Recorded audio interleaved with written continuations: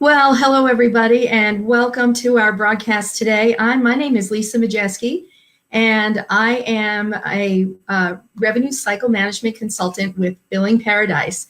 And I'm very, very excited to bring this webinar to you today, streaming live on the Be Live TV channel through Facebook. So I hope that today's presentation on OB coding update and challenges is going to be very beneficial for those of you who are listening.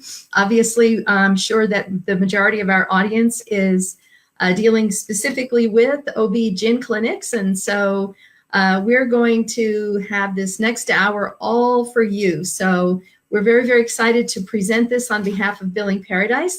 Again, my name is Lisa Majeski West, and I am a certified medical coder, certified medical office manager, certified medical insurance specialist, and a medical compliance specialist. I hold quite a few certifications. I've been in the medical administration field for 36 years.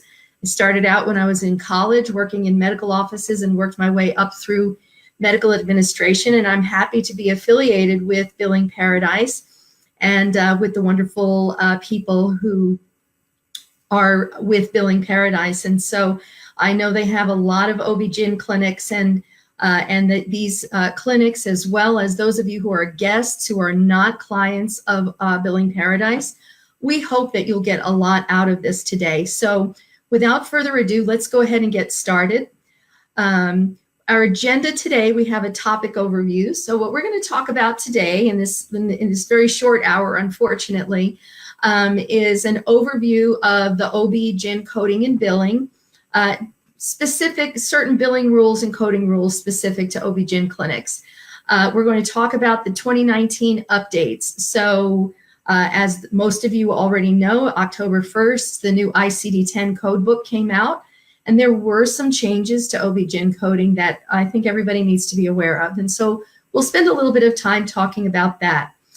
Some of the other things that we're going to talk about today, we're going to talk about common denials on OB-GYN claims. And, you know, what I find is as I work in the OB-GYN field and I work with clients in OB-GYN, we find that the same kind of denials come up over and over again. And I also did some research on this, and we found that the denials that we see in our OB-GYN clinics that we work with are pretty common to all OB-GYN clinics. So we're going to talk about some of those. We're also going to talk about medical policy guidelines and how local edits affect claims and denials. This is really beginning to come more and more into play. Over the last couple of years, many of the commercial payers have begun to introduce local edits into their claims processing.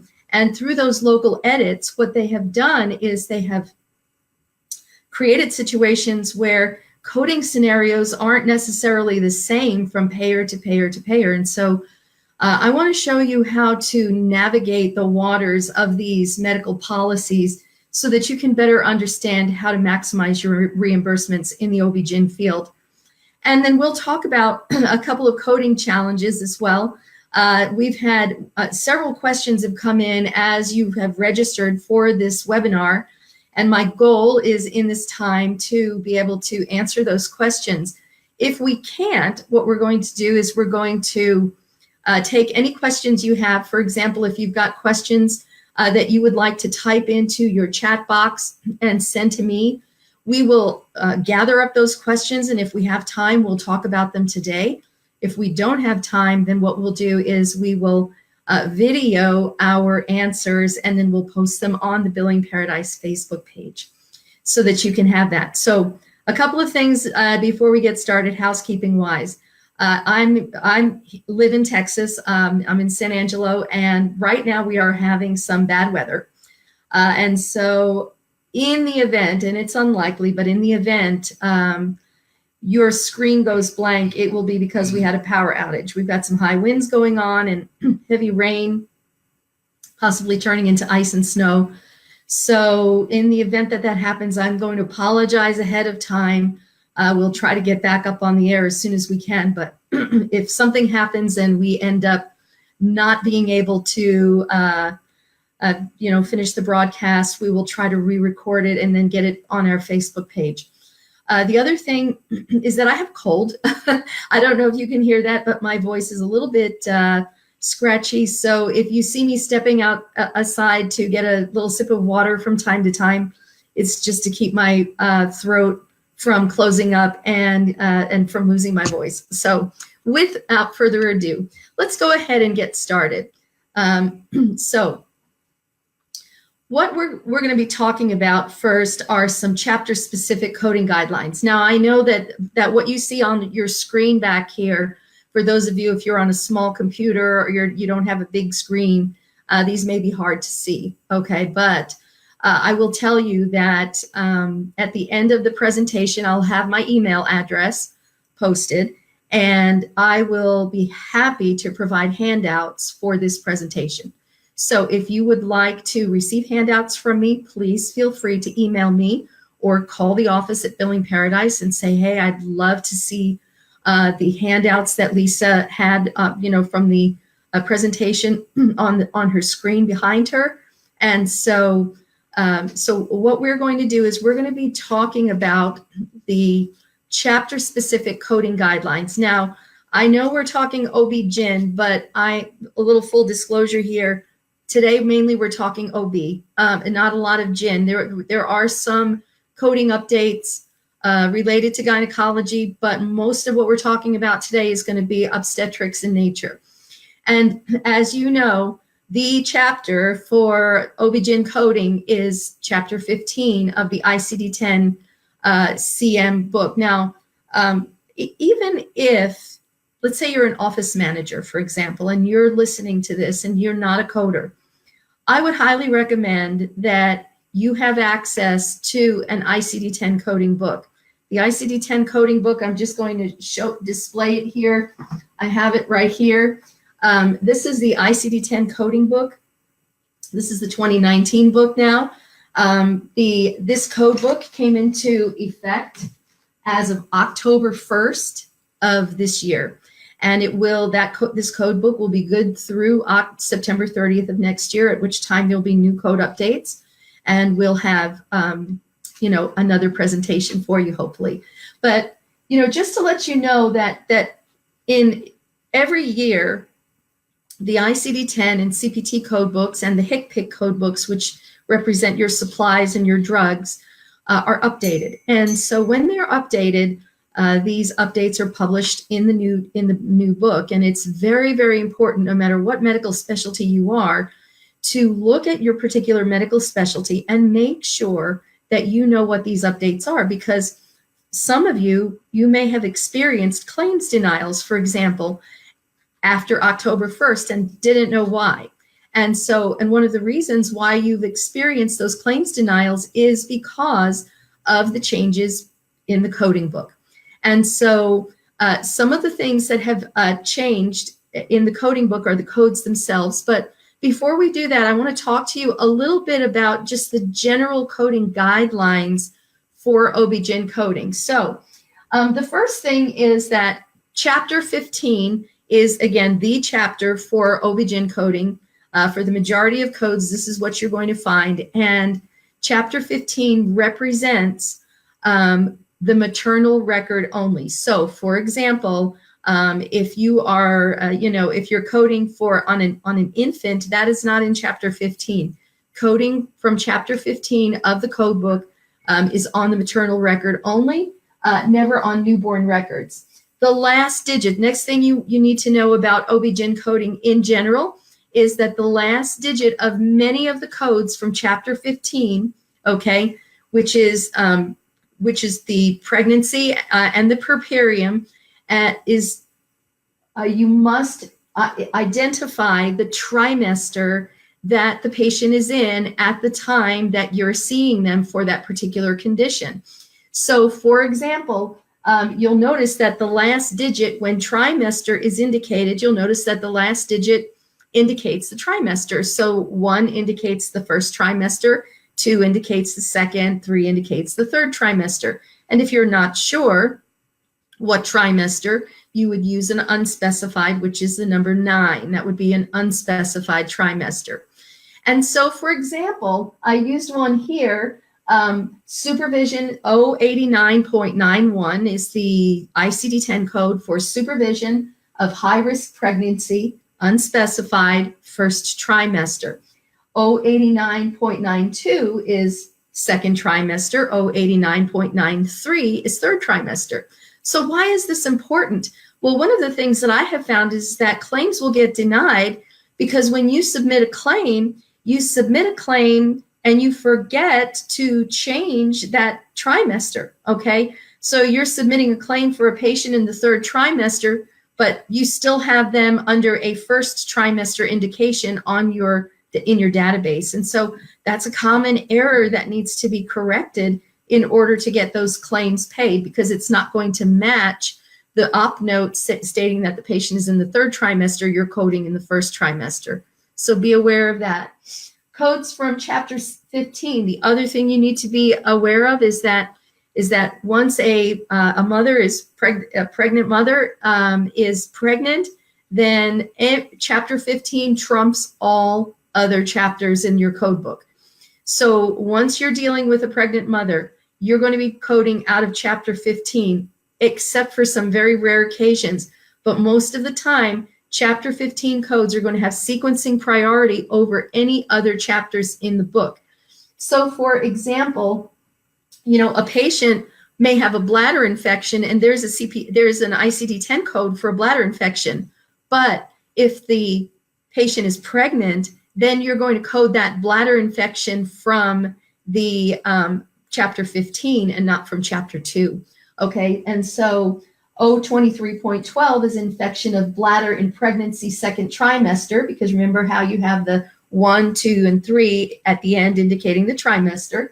And then you have an example of what that bladder infection is. At that point, once you have identified the infection or the complication from chapter 15, you can specify more about that infection or about that condition using codes from other chapters. So in this case, N30.80, other cystitis without hematuria. And then you would also indicate the weeks of gestation of this patient. And so the weeks of gestation are found in chapter 21, and those are Z codes. And we'll talk a little bit about how Z codes are appropriate in OB billing as well.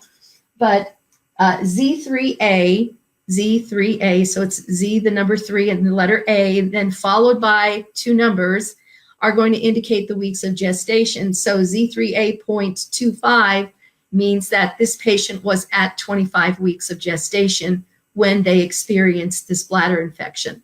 Okay. Another thing to be aware of is inpatient admissions. This is another area in which I see claims denied because it was not coded correctly. So the rule of thumb for inpatient admission is that you assign the code based on when the complication developed, not on the trimester of discharge. So if you have a patient that goes in for bed rest, okay, at the end of their second trimester, and they're going to be on full hospital bed rest because of complications of pregnancy, then you're going to code that particular condition at the time they're admitted and at that trimester, not at the time that they're discharged. So please be aware of that as well. That's an important coding rule that sometimes they get wrong.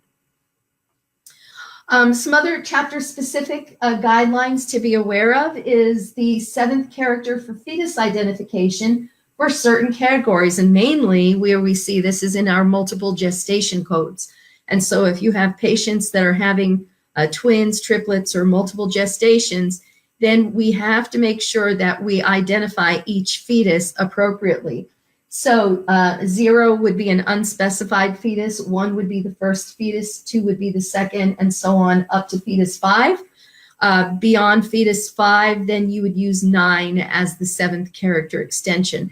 And the ICD-10 code book is going to give you that guidance. So that's one of the real important things about having that code book handy, because you'll see this little box and the box will say, please use 7th character extension to identify the fetus. And so you have to make sure that you're doing that. Under routine outpatient prenatal visits, I told you we were going to talk a little bit about the Z code.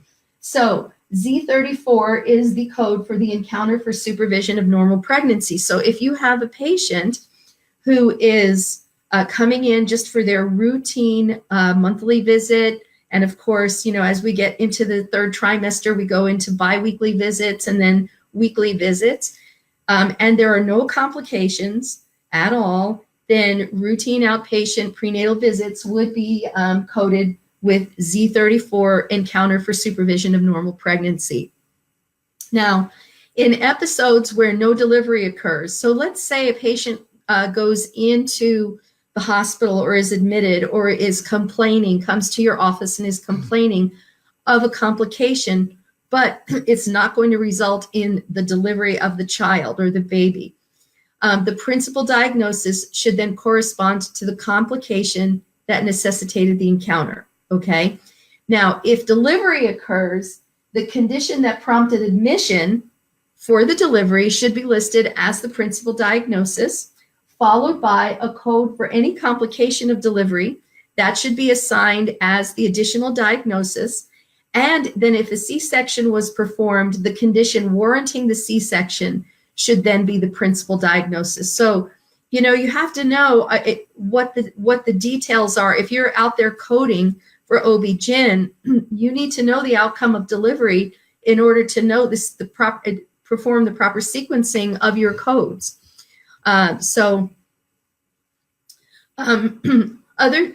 chapter specific guidelines from chapter 15 is pre-existing conditions. Now, patients come in as pregnant patients and they have pre-existing conditions like type 2 diabetes or high blood pressure, hypertension, hyperlipidemia, and so on and so forth. And they come in with a pre-existing condition, and that pre-existing condition is generally going to be looked at as a complication of pregnancy, okay? In some pre-existing conditions aren't. They're not going to complicate the pregnancy, but certainly diabetes is. And so chapter 15, unlike the old ICD-9 code book, which was very, very general, chapter 15 took these pre-existing conditions and created ICD-10 codes for those pre-existing conditions. And again, remember, if the mother is if they're pregnant, the woman is pregnant, then what you're going to do is code from chapter 15 first. So there is a condition, type 2 diabetes mellitus without complication, which is your E11.9, okay? And if she was not pregnant and she was seeing her internal medicine doctor, that would be the principal diagnosis. But because the mother is pregnant now, the principal diagnosis is pre-existing type 2 diabetes mellitus in pregnancy, first trimester, which would be the O24.111, followed by type 2 diabetes mellitus without complication, and then indication of any use of long-term or current use of insulin or oral hypoglycemic drug should also be indicated. So in a case like this, you're going to have the patient being diagnosed, and there are going to be several diagnosis codes. It's very important to be able to sequence those diagnosis codes correctly in order to receive proper reimbursement for that service. Now, if the patient has developed diabetes as a product of gestational diabetes, then you would use codes from O24.4, and then there are a number of codes that specify the type of gestational diabetes that this patient would have. So in that case, you would not use the pre-existing. You'd have to know if the patient had a history of diabetes or a pre-existing condition of diabetes. But if they develop it as a result of their pregnancy, then you use the gestational diabetes code. If a patient has a normal delivery, single live birth, no complications, you would code it O80, followed by Z37.0, which is single live birth. Now, this is the only code that is appropriate to use with O80 is the single live birth. If it's a twin birth, if it's a stillborn, then it's not a normal delivery. Then at that point, it is a complicated delivery, and so it would be a different code. So this is the only time is a normal vaginal delivery with no complication is coded O80 followed by Z37. Okay, so let's talk about a couple of the updates. In Chapter 15, the 086.0 code, the infection of an obstetric cervical wound, was not deleted. It wasn't deleted from the code book, but it was deleted for billing. So as of October 1st, this code is not a billable code. What they did in ICD-10 is they gave about 6 more specific codes, and you have to go into the ICD-10 code book and choose the specific code for what type of infection you're dealing with, and then follow any coding rules that pertain to that. In Chapter 5, there are some mental and behavioral disorders that are associated with the purpurium. This is F53, mental and behavioral disorders associated with the purpurium, which is deleted for billing. Now, again, the code still exists in the code book, but they have now broken that out into F53.0, postpartum depression, and F53.1, puerperal depression, puerperal psychosis, sorry. And then in Chapter 17, and this is more of a GYN code, this is not, this would be seen more on the GYN side of things, would be under the congenital malformations, deformations, and chromosomal abnormalities. This would be other doubling of uterus. This was deleted for billing, and now you have to choose a more specific code from Q51.20 through Q51.28. So the example would be Q51.21 is the other complete doubling of uterus. One of the biggest changes was in multiple gestation codes. It got very, very specific. And so the multiple gestation codes, all of these codes are new. You have triplet pregnancy now, quadruplet, and other specified multiple gestation. And you have pentachorionic, hexachorionic, heptachorionic. So at this point now you can, if you're dealing with multiple gestations, make sure that you have the most updated code book to show you which code is the most detailed and appropriate for that service. Okay, next slide. All right, just a couple of other updates very quickly before we move to our next topic, and this is under the abnormal findings. So there is a fairly common code that is used in OB-GYN coding, is the abnormal findings in urine, which is the R82.99. Now, this has been deleted for billing, and there are several more specific codes now. And so, as an example, R82.991 through R82.998 would be your codes, and an example of this would be R82.994, which would be hypercalciuria. And so now you can't just code abnormal finding of urine. You're going to have to make sure that you code that a lot more specifically. The other last one that we can talk about here is the R93.8, which is abnormal findings on diagnostic imaging of other specified body structures. Now, this also has been deleted for billing, still exists, but you have to be more specific. And so for OB-GYN, the one that you're going to need to choose, if you did find an abnormal finding on diagnostic imaging, is going to be R93.89, abnormal findings on diagnostic imaging by radioisotope localization of placenta. Okay, and so that is going to be one that you need to make sure you have updated in your system. Okay, let's move on now to what we see are some common medical denial codes in the OB-GYN world, okay? And of course, the biggest one that we find and that we see is the 97. Now I'm going to give you a little bit of explanation of denial codes. So again, you may be sitting here and watching this and you're in office management, you're not really in coding. And so you get these explanations of benefits that come back. They come through your desk, or you're viewing them online on the clearinghouse for your payers. And you're seeing that these claims are getting denied, they're not getting paid, and you don't know why, all right? Well, just as there are standardized billing codes like CPT codes and HCPC codes for billing procedures, And just like there's a standard of ICD-10 codes for documenting medical necessity, there's also a documented system for that most of the payers use. I mean, I would say 95% of the payers use these codes, and they are called CARC and RARC codes.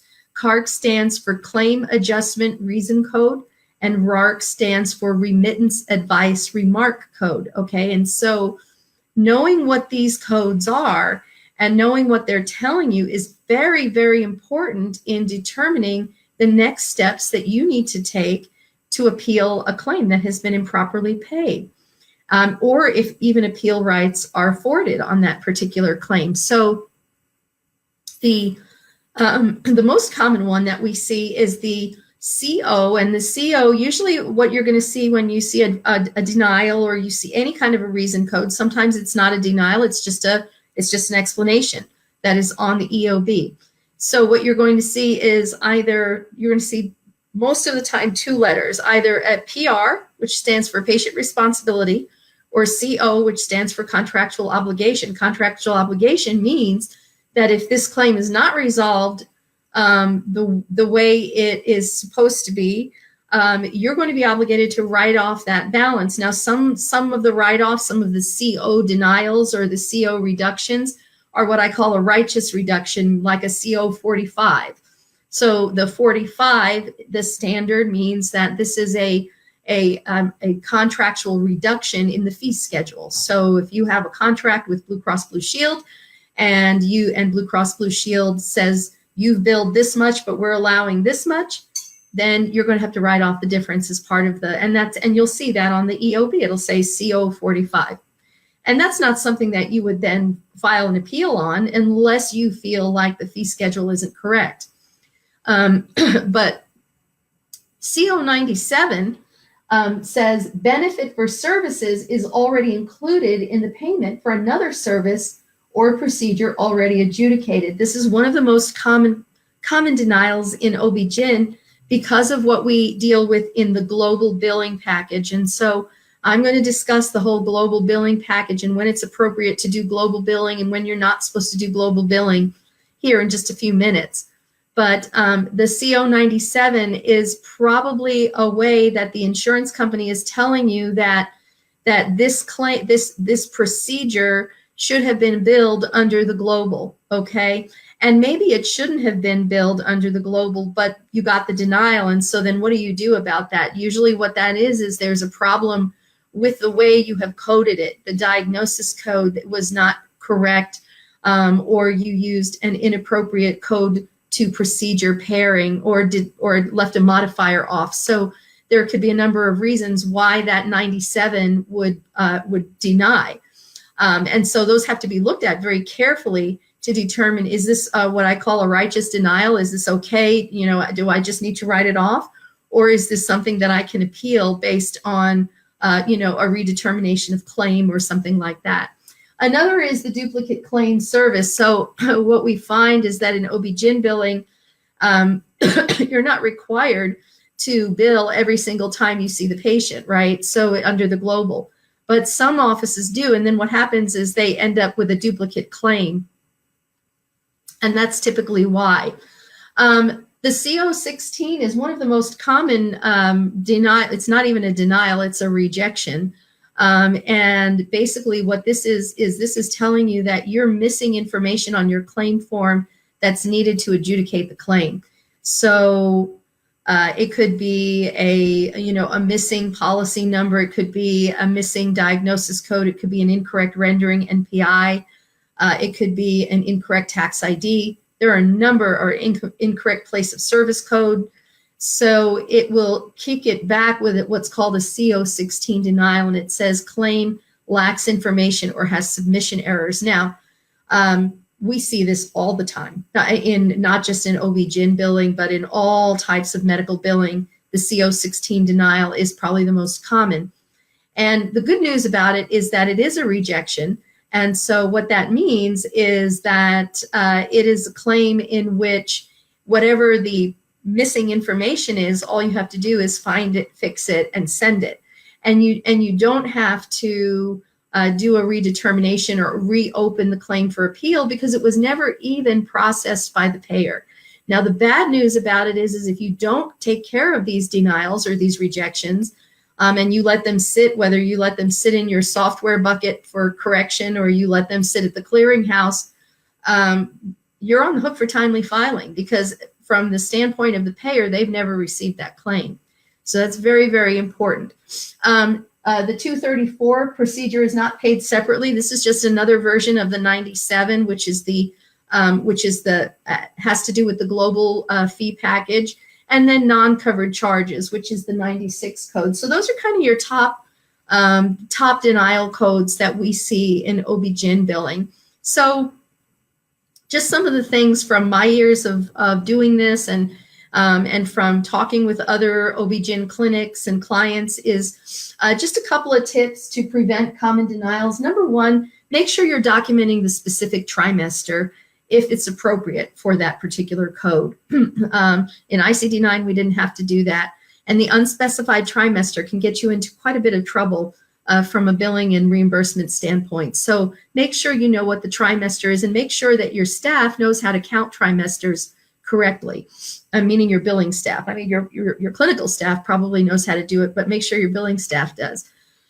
Take care when documenting your annual GYN exams. This is a GYN issue, not OB.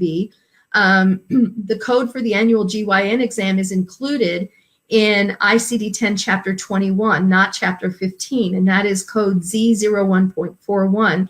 This denotes the annual routine GYN exam. Document the cause of pelvic pain if it's known, okay? a lot of times I see op notes and it just says patient presents with, pelvic pain on the lower left side or whatever. And there's nothing to indicate what the etiology of that pelvic pain is. And so pelvic pain is a manifestation of something. And so it's important to try to get to the bottom of what's causing that pelvic pain and make sure you're documenting that in your in your notes. Document carefully in regards to migraines. So patients who present with migraines during pregnancy, specify it's either a mental, excuse me, I'm gonna get some water. Some patients present with menstrual migraines, and some patients present with migraines during pregnancy, and so it's going to be important to document carefully. Specify that the patient may be experiencing chronic migraines related to menstrual cramps. So if one correlates with the other, then you should document that. Document the reason for fetus visibility scans. When documenting fetus visibility scans, specify if it's a routine screening or if there are any signs indicating a possible miscarriage, okay? Because reimbursement is going to be different based on that. Specify a patient's age. If a patient's age complicates pregnancy. And for those of you who've been doing OB-GYN coding for many years, you'll know that the age 35 is that cutoff. So once a woman reaches past the age of 35, she's going to be considered at high risk for pregnancy. Even if she's perfectly healthy and she's having a perfectly healthy pregnancy, it is going to be considered a high risk pregnancy. And so if the patient is older than 35 years of age, indicate whether or not age may affect delivery. And this is a big one because this one will help you get paid for different types of tests that need to be done. So for example, amniocentesis, if a patient is over age 35, that is almost an automatic qualification for an amniocentesis on that patient, okay? So if your documentation specifies that this patient is at high risk pregnancy because they're over 35, then that is going to help you get paid for the different tests, genetic tests, and so on that you may feel you may need to do with that patient.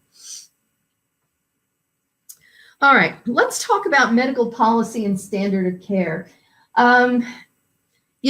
Successful claims processing. A lot of times I get people who will contact me and say, well, what is the right code for this? Or what code should I use for this situation or that situation? And while I can go into that code book that I showed you in the CPT code book and give you codes, all right, that would be valid, it doesn't tell you the whole picture. And if I can come away with anything today in this podcast, I think it would be to make sure that you are hyper aware of the medical policies that you operate under with the different payers that you bill for, okay? And so it's not just about finding the right code for a procedure. The medical policy and standard of care based on the payer's guidelines have to be understood and followed. And, it was funny because there were some questions that were sent ahead of time to me that asked, well, what about this situation? When can we bill for this and when can we bill for that? And I wish it was as easy as me just being able to give you an answer, an easy answer, and just say, oh, do this and do that, and then you're good to go. But what I did was, and what I always have to do, because, I work with clients all over the United States, is I've got to find out what payers they're working with. And most payers have medical policy guidelines that will dictate medical necessity for certain procedures, okay? So yes, we can code for an amniocentesis, but what diagnosis do we have to use, okay? And that would be based on the medical policy. Some payers have what are called corporate policies, that, kind of corporate policies. Or another word for it is a local policy or a local edit. And sometimes these policies are actually contradictory to national edits. And so they actually will fly in the face of the edits that Medicare has established. Fairly common one now is Blue Cross Blue Shield throughout the United States is beginning to categorically deny a medical procedure with another medical procedure that is utilizing the 59 modifier, which is a distinct procedural service. They're going ahead and blanket denying anything that has a 59 modifier and requesting doctor's notes on every claim. And so many of the payers, of the Blue Cross payers throughout the United States have adopted this. And so I've been getting calls over this has really just started to really roll out over the last year to 2 years. And I get calls all the time from billers who say, I used to get these 2 codes paid, and now I can't get them paid anymore. And I'll ask them what the code set is, and I'll ask them who the payer is, and then I can direct them to the local policy that Blue Cross has established for that code pair. And they will see that they're not going to get anywhere. Now that doesn't mean it's right. I can't get into that in this hour, but it is what it is, and we have to follow those local edits. So before you embark on any care with a patient, my advice to you is know what insurance they're going to be using and make sure you look up the medical policy guidelines. And then something that's a little tricky is, an OB patient is pregnant for 9 months. So they get pregnant in September and they have United Healthcare, and in January, their company goes to another insurance. And now they have Blue Cross Blue Shield. And Blue Cross Blue Shield has a different medical policy. So now we have to establish the medical policy based on where the billing is going to go. Okay. And so obviously this becomes a complicated situation of having to bill some to the United Healthcare plan and some to the Blue Cross plan. And there are guidelines for that. So I know this is going to be hard for you to see, but I used this one because we are actually, I actually do billing for a clinic in North Carolina. And so what I would do is, if I'm going to go and look up a medical policy, I'm going to go to that payer's website. Okay. And this is the website for Blue Cross Blue Shield of North Carolina. Okay. And so what I'm going to do is I'm going to go to the provider section. So you see I'm at providers, and then what I'm going to do is look for a link that will take me to my medical policies. So this link right here, I know you can't read it, it says standards and requirements, okay? And so I'm going to click on that link, and then when I do, what you're going to see is you're going to see a whole list of resources that you can use for your standards and requirements. And so that is going to be one is a quick link on how our health insurance works. The other is medical policy updates. Fee schedules are in there. So if you need a copy of the Blue Cross of North Carolina fee schedule, this is where you would find it. And other payers, other Blue Cross payers and other commercial payers have very, very similar links on their website. So you can find these. It's just a matter of doing your due diligence and going through the process. And so here would be an example of a corporate, it says corporate medical policy. And this is I looked up the medical policy for Blue Cross Blue Shield of North Carolina for maternal and fetal diagnostics. Okay. And so basically, this describes the different procedures of fetal diagnostics, including ultrasound and maternity care, fetal echocardiography, prenatal genetic and chromosomal metabolic testing.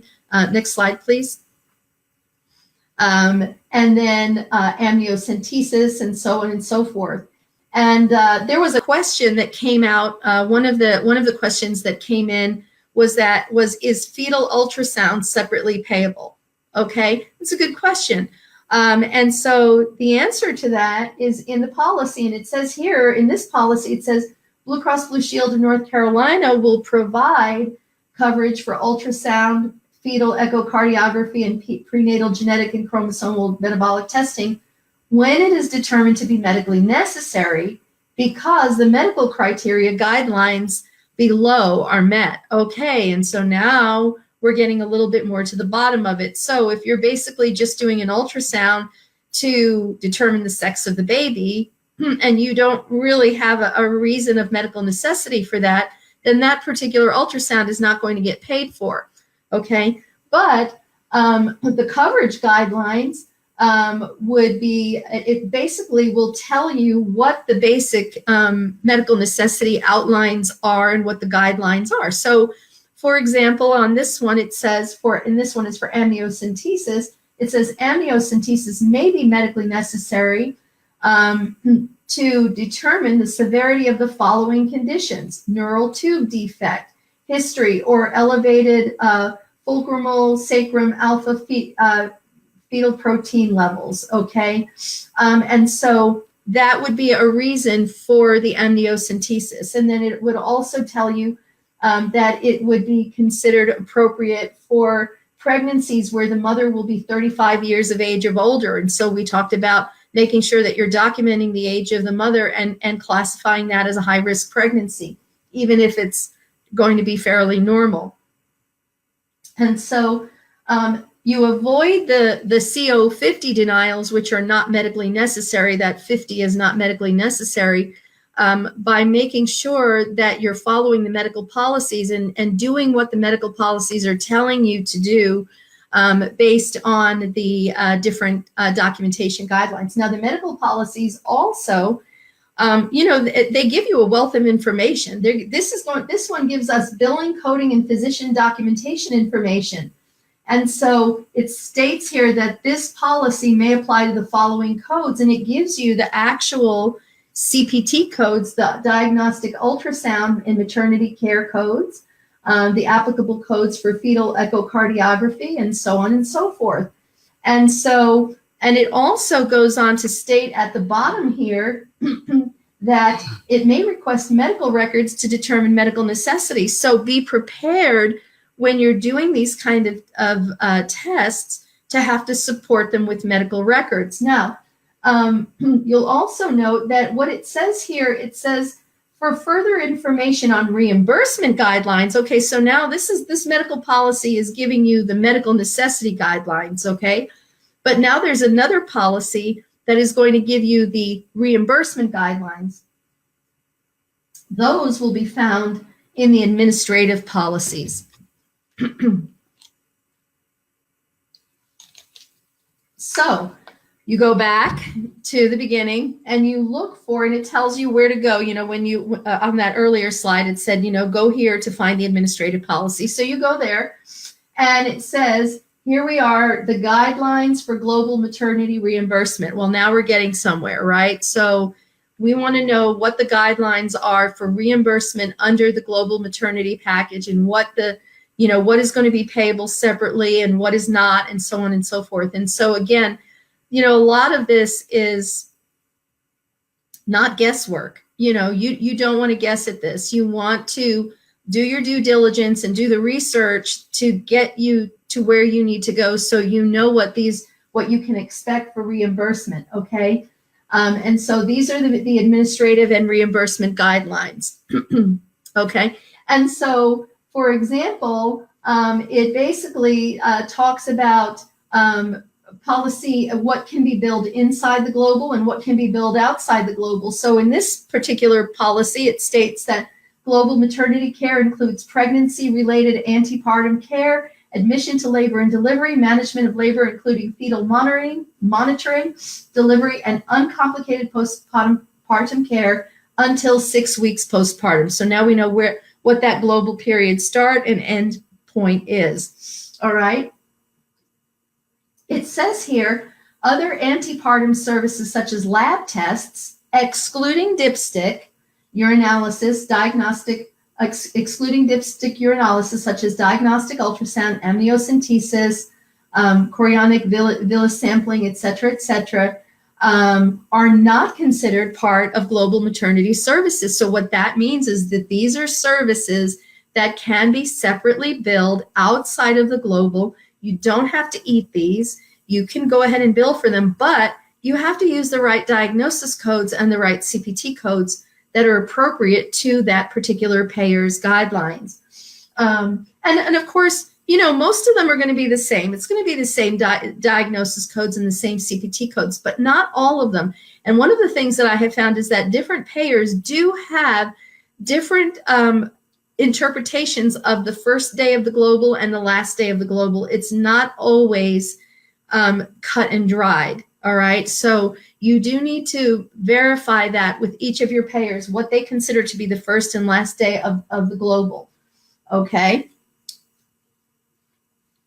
One of the things that it states here is it says complications of pregnancy per member certificate are medical conditions whose diagnoses are distinct from pregnancy. Okay. So basically, this is a complication that is distinct from the pregnancy itself.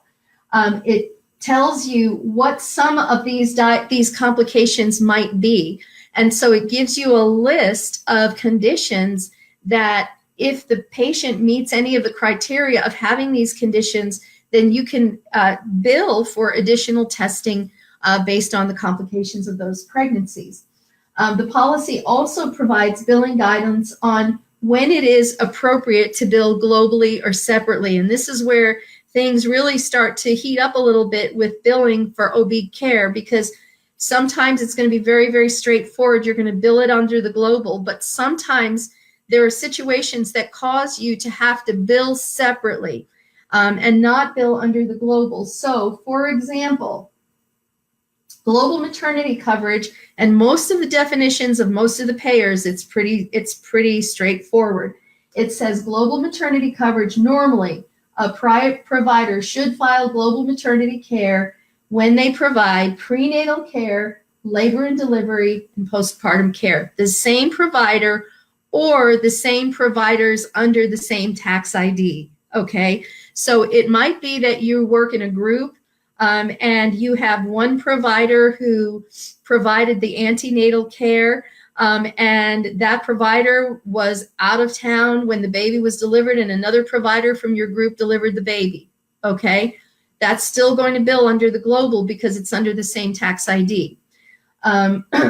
Prenatal delivery and or postpartum services that are billed separately, if it would be appropriate, it says, for the provider to file prenatal delivery and or postpartum services separately. Number one, if the member's coverage started after the onset of pregnancy, okay?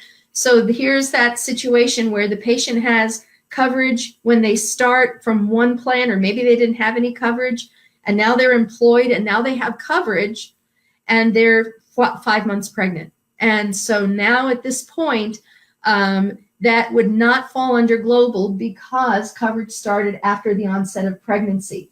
the coverage terminated prior to delivery. So this would be where the patient was covered under one plan, terminates, now it's covered under a different plan, or now the patient doesn't have any coverage at all. And so that would not be global billing. That would be per visit billing. Another provider in a different practice assumes the care of the member prior to completion of the service, of the global service. During the member's pregnancy, there was a change in the benefit package. Okay, and so in any of those situations under Blue Cross guidelines, and I will tell you, this is Blue Cross North Carolina, but I've looked at some of the other Blue Cross policies, and they kind of copy paste, from state to state. So, so most of these are pretty standard through the Blues, through the Blue Cross policies.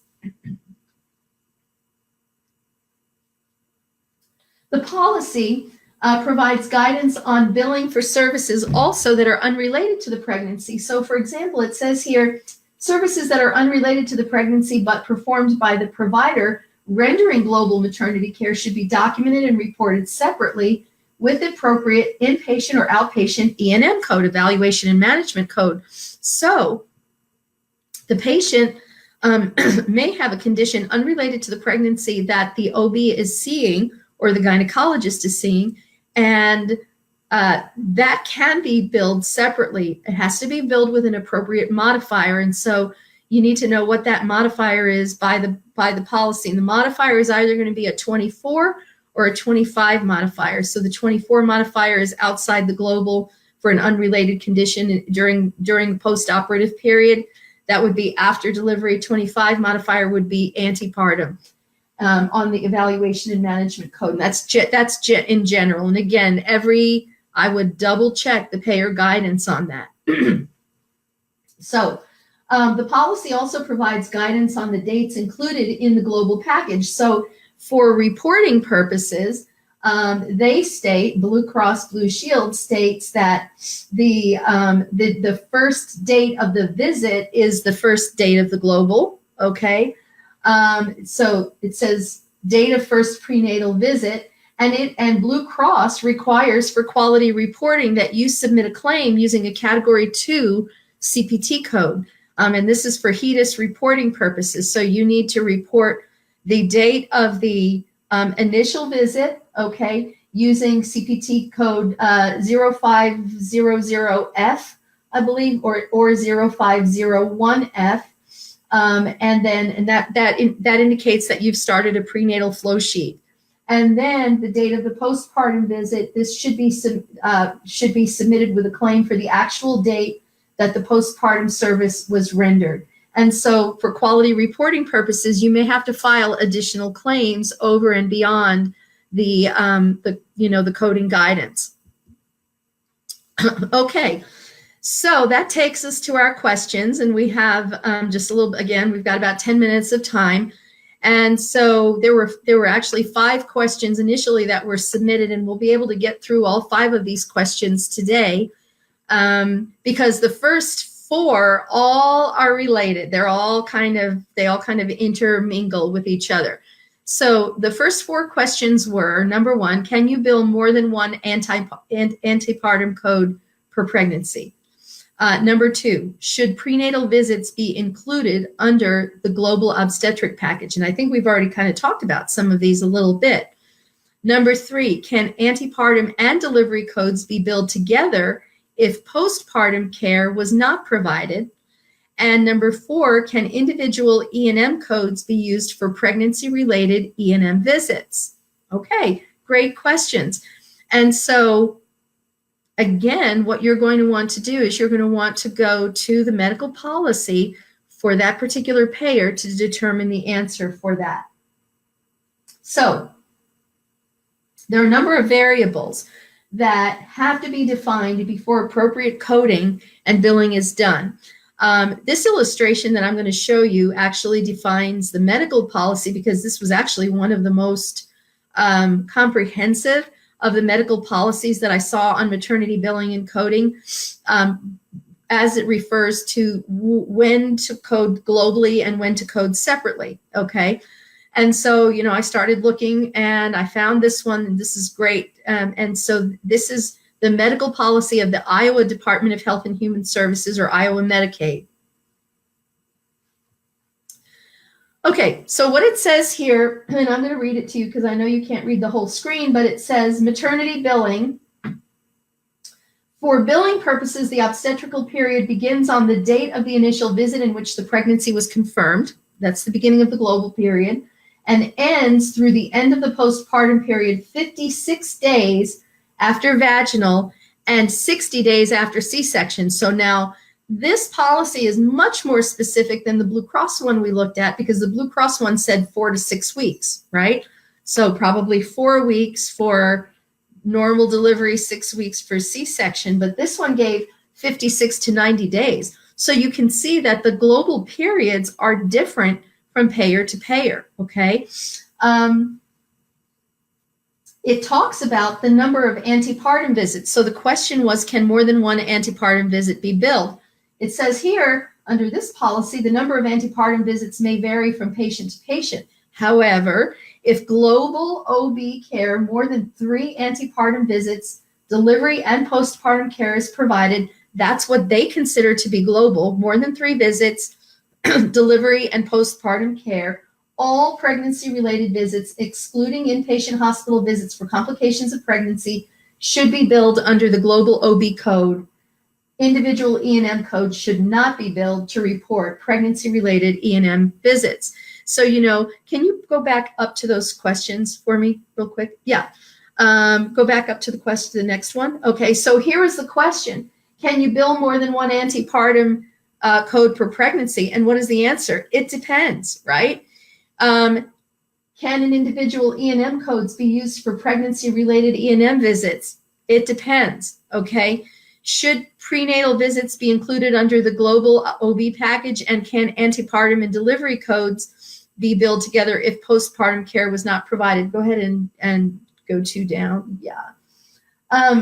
Here it says, if there were less than 4 antepartum visits, delivery and postpartum care, bill the appropriate delivery, including postpartum care code and E&M codes for the individual office visit. So in this case, if there were fewer than 4 visits, then it says to bill the delivery and postpartum care code and the E&M code for each visit. And it says the 25 modifier should be appended to the E&M code to indicate that the visits are outside of the global surgery period. Now, to me, the 25 modifier doesn't make sense, because the 24 is the one that really specifies that it's the global. But again, we have to follow the medical policy that's stated. So that, sometimes you'll have a claim denied and you feel like you billed everything correctly, but when you look at the medical policy, you're going to find that it was not actually billed correctly based on the medical policy. And so it states here, 4 to 6 antepartum visits, delivery and postpartum care, bill the global surgery code. If it's only 4 to 6 visits, you would bill the global surgery with a 52 modifier to indicate reduced services. 15 or more medically necessary antepartum visits, bill the OB global code with a 22 modifier to increased services. So they would expect under this medical policy that the global package is going to represent between 4 and 15 visits. All right. Anything below or above is going to require a different coding and different modifiers to be used. And so in answer to those questions, you can kind of clearly see how this really depends on the individual situation. Can we go to the next slide? So if the patient is getting antepartum care only, this should be billed when the practitioners of the same group will not be performing all 3 components of the care, which is the pre and the pre-care, the antepartum care and the postpartum delivery, the delivery and the postpartum care. And it tells you if fewer than 3 antepartum visits are performed, you bill the appropriate E&M code. 4 to 6, bill 59425, 7 to 14. So it gives you the coding guidance that you need. Go ahead and next slide. So the last question that came out was, is glucose tolerance test included in the global OB package? And the Short answer to that generally is yes. Generally, labs other than chemical urinalysis are separately payable. But again, make sure you're looking at your medical policy for details on how to appropriately code. What diagnosis would justify medical necessity for that glucose tolerance test? In other words, pre-existing, a diagnosis of pre-existing type 2 diabetes in pregnancy under the first trimester, and you might want to do a glucose tolerance test. As long as you have a diagnosis code to support the justification for that lab test, it should be separately payable. Okay, well, we're at the end of our time. I want to thank you for your attendance. I know we covered a lot of material today. You may have a lot of questions. I see that there are questions coming up in the chat box that I will address. Unfortunately, cannot address them at this time because we are at the end of our broadcast. But if you do have any clinic-specific or state or plan-specific coding questions or challenges, please feel free to email me. My email is lisamw@billingparadise.com. The phone number at Billing Paradise is 888-571-9069. That's the office. My mobile, if you want to call me direct, feel free, is 325-374-9027. And if you'd like to know more about Billing Paradise's billing, coding, and revenue cycle management services, give them a call at the office phone. Email me, or you can email Patrick Roger at patrick@billingparadise.com. If you email me, I will be happy to forward your inquiry on to the Billing Paradise folks for more information about their services. They're a wonderful organization.